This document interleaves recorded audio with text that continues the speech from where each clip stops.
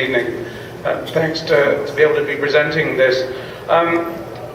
It was quite a salutary reminder. I was chair of design panel when Larco came through about 18 years ago to try and get something built on the waterfront there, and it's good that something is interesting is coming to fruition that is taking advantage of the prime attributes of this waterfront site. And as those of us who've seen it take a long time for getting things to regenerate in New West, and I have to credit Mike DeGelder for persevering through Towers 1, 2, and 3, the transit integration and all of that, to have some beating heart happening at that station. We're now embarked on the other side of the story of what makes a complete community. You have the high-end premium waterfront, and we're coming forward with as close as in this day and age we can get to affordable housing, market housing, so we're not going into the government tab to try and come up with affordability. So the Tower 4 proposal is the necessary counterpoint, and both projects are the things that will contribute life to the community, and I've been particularly pleased to see how the river market has been coming forward.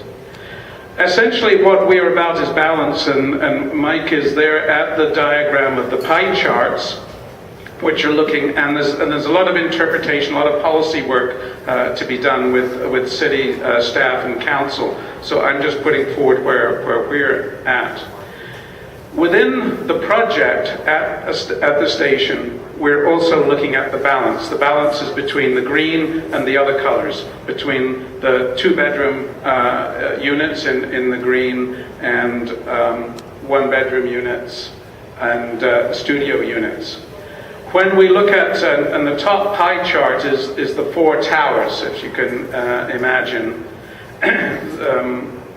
The Tower 3 closest to Carnarvon, closest to 8th, and coming along to Tower 4, where we redress the balance of too many two-bedroom units means not enough smaller affordable units.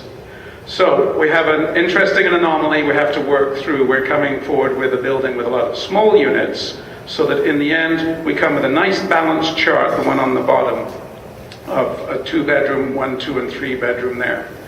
Now, looking at affordability is not about making excuses for anything, and so architecturally, which is a lot more fun for me to talk about than all the numbers game, we're also looking at the long term.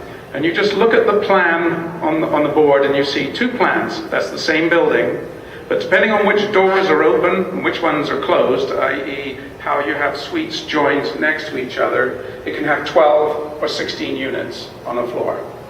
So that we can go with a compact, affordable opening move for this building for 10 years, and over time, as the economics of anyone who's been paying down a mortgage realizes, it gets a bit more affordable generally as you go along.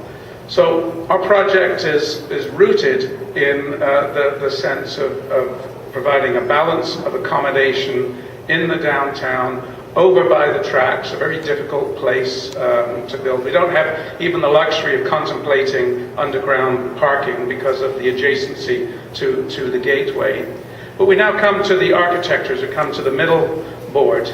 So basically, this was a tower that it's a cousin, it's not the identical brother or sister to Towers 1, 2, and 3, that was kind of facing towards the water, as we all like to do. And then it heard this whooshing sound, which is the SkyTrain coming along.